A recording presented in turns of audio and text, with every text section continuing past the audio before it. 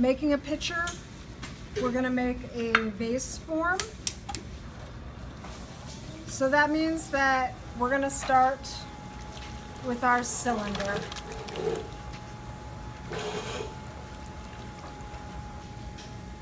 So coning up, compressing down.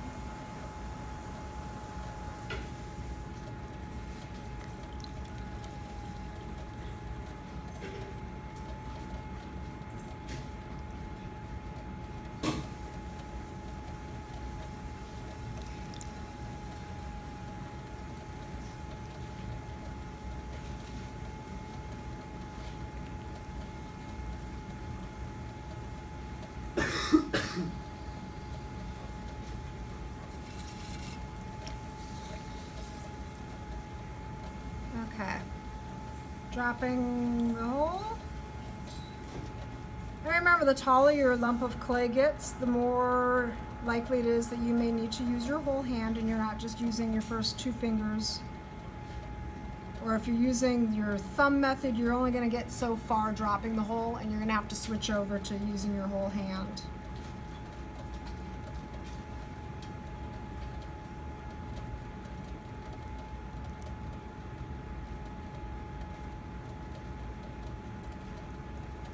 So this is like the vase. I don't want to leave a ton of clay in the bottom.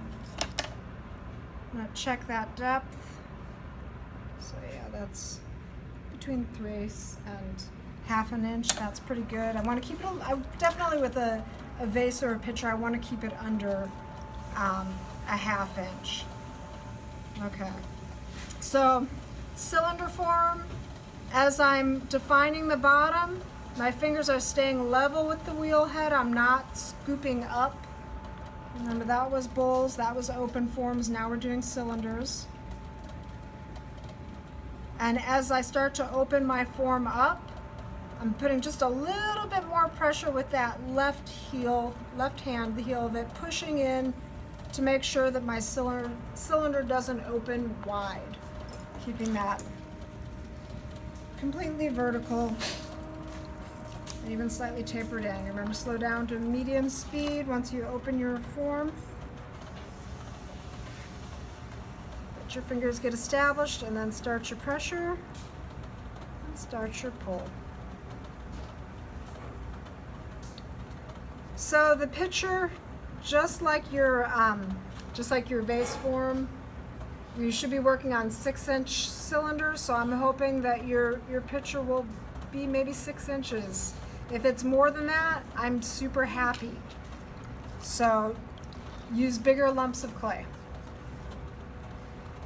And remember, you have nothing to lose because it doesn't work out. You just re-wedge it, recycle it.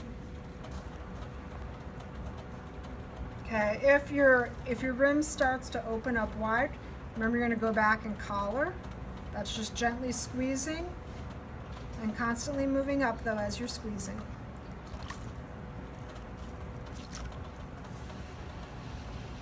When your forms get taller like this, it's hard to keep your elbow against your body. Obviously, I can't keep my left elbow against my body, but what you need to do is lock that left elbow so that it's braced. When I can get to a point that I can tuck my elbow back down, I will. And one thing about my pitcher is that I'm going to leave my rim just a little bit thicker than I normally would because I have to put a spout on this, which I'm going to be stretching the material to make it do that. So I want to leave some clay there so I can. Okay, I'm going to go back and just do one light little pull on that, kind of get it to straighten up a bit.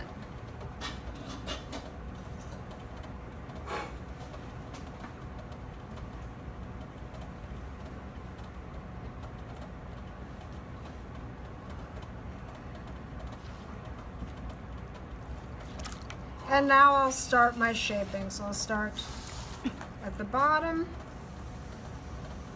pushing out. Fingers on the outside, they're not applying any pressure. They're just kind of there as a guide. for my fingers that are on the inside, making sure that I'm not pushing too hard.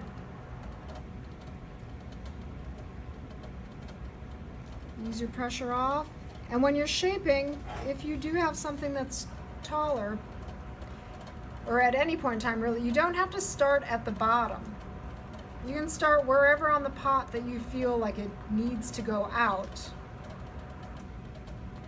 And you're just gonna do that by easing your pressure on. So I like the contour that's happening here, but I want this to belly out a little bit more, so I'll put my fingers slightly below where I want to start applying pressure. And I'll get my fingers relaxed on there, and then I'll start pressing out and moving along.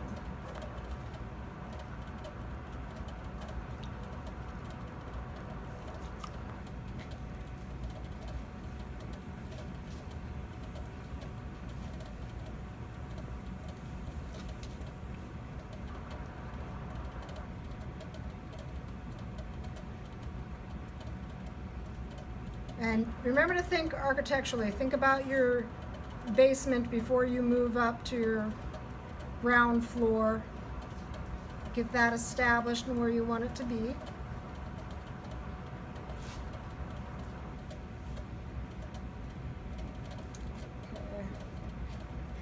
Feeling pretty good about that. What's the difference between your hand position when you do the pull versus like what you're doing now in shaping? So when I'm pulling, my fingers are offset like this. Okay. And then when I'm shaping, my fingers are a little bit, they're perpendicular to one another. So that if I were to push through my pot, these fingers would touch, whereas like this, they're gonna miss one another. So fingertips to fingertips versus stacked. So I always like to take my metal rib and clean up the form, and that also kind of helps me to define the contour.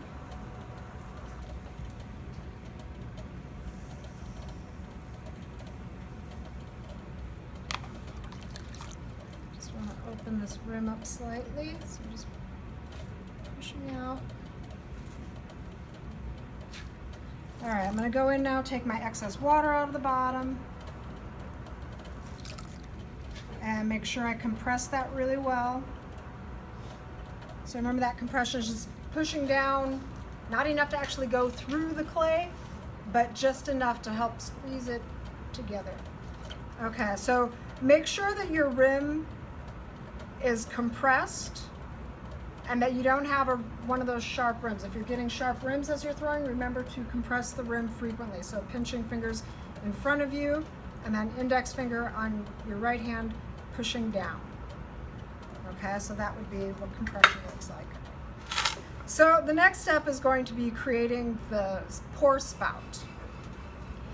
You're gonna do that before your piece comes off the wheel when it's still wet.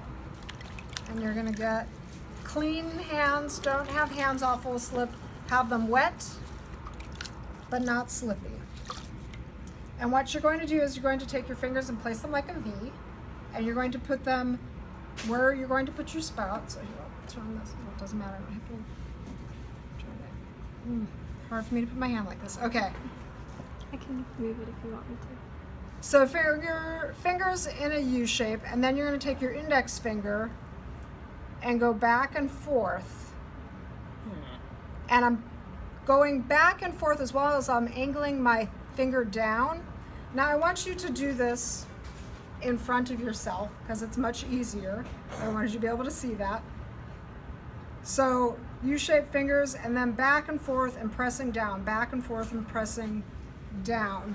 And you can control how wide this opening is. It can be very wide, it can be narrow, it's up to you. But just that back and forth motion is gonna open it up.